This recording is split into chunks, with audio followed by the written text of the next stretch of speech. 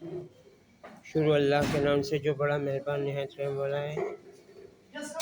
तमाम मुसल्ला फ़ौज के सरबराह फील्ड मार्शल जनाब सैयद से मुनीर और ISI inter services and intelligence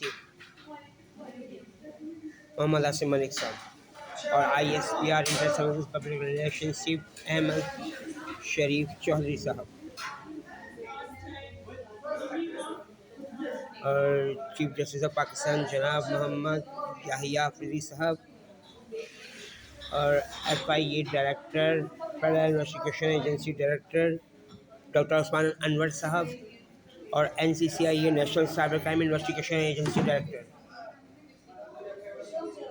और IG पंजाब, चूँकि मैं सब पंजाब के इलाके रावलपिंडी में बैठा हुआ हूँ, IG पंजाब राव अब्दुल करीम साहब और IG इस्लामाबाद अली नासिर रिजवी साहब और वज़ीर आज़म पाकिस्तान जनाब मोहम्मद शहबाज शरीफ साहब और सदर पाकिस्तान जनाब मोहम्मद आसिफ अली जरदारी साहब। मज़हर अली मोहम्मद अहमद की इमरान सीरीज़ में फाउल प्ले के नाम से एक कहानी मौजूद है जो क्रिकेट पर बेस्ड करती है, यानी कि उस किताब की बुनियाद क्रिकेट के ऊपर है कि क्रिकेट के खिलाड़ी किस तरीके से मनी लॉन्ड्रिंग और मुल्क दुश्मनी और सट्टेबाजी में मुलव्वस है।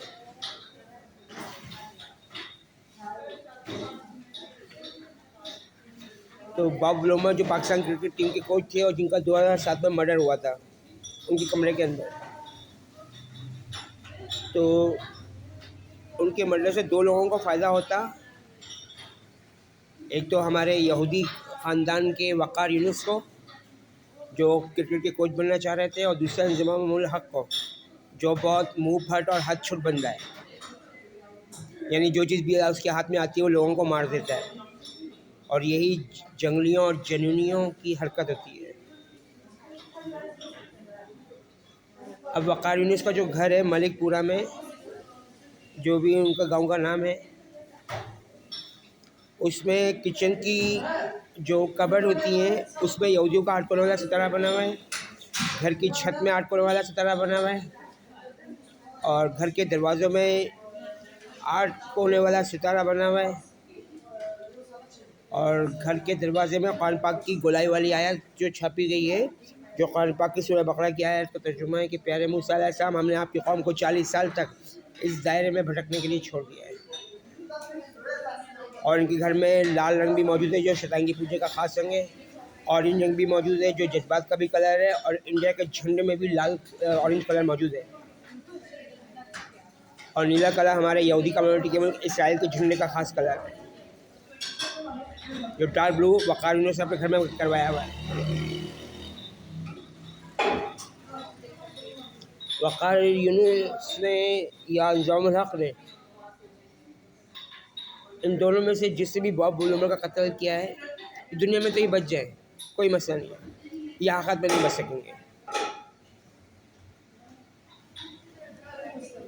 अल्लाह ताला हमारे मुल्तान के यहूदी इंज़ाम उल हक़ यहूदी अंकल को, जिनकी लाहौर में द लेजेंड ऑफ इंज़माम के नाम से शॉप है, और हमारे यहूदी कम्युनिटी की ख़ास हिदायत है कि अपनी कंपनी के नामों में जी लाजमन शामिल करना है।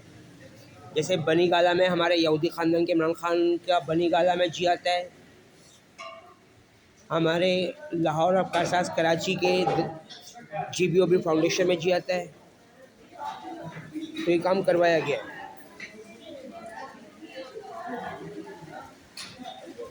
और अब मुझे रावलपिंडी से जाने से रोकने के लिए मसीह बारिशें दोबारा शुरू हो चुकी हैं। ये हाफ टेक्नोलॉजी का इस्तेमाल किया जा रहा है।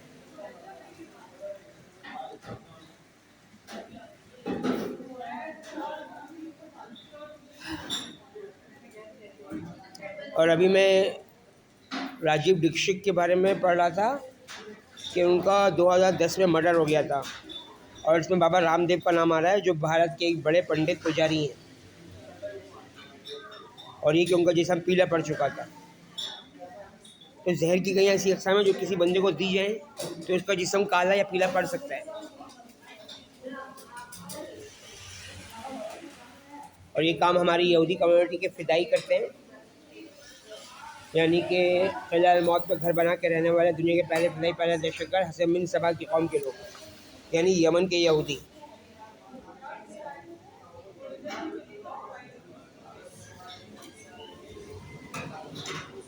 अब जो ये राजीव दीक्षित थे, इन्हीं की वीडियो मेरे पास मौजूद है, जो मैंने अपने यूट्यूब चैनल पर अपलोड भी की हुई है, कि पेप्सी कोक में हार्पिक का तेज़ाब शामिल है, जो बेहतरीन वाशरूम क्लीनर है।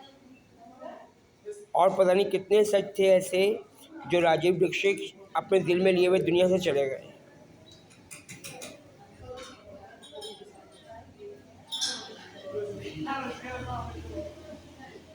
अब देखना ये है कि क्या बॉब वुलमर और राजीव दीक्षित के कातलों को सज़ा मिलती है या ये दुनिया में बच जाते हैं।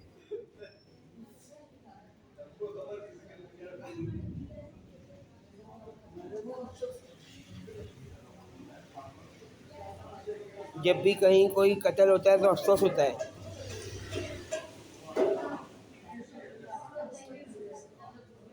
क्योंकि दुनिया की आबादी कम करना दज्जाल मदूद के आने की एक निशानी है। क्योंकि हमारी यहूदी कम्युनिटी जिसे अपना खुदा मानती है, वो मदूद दज्जाल मदूद आने वाला है। और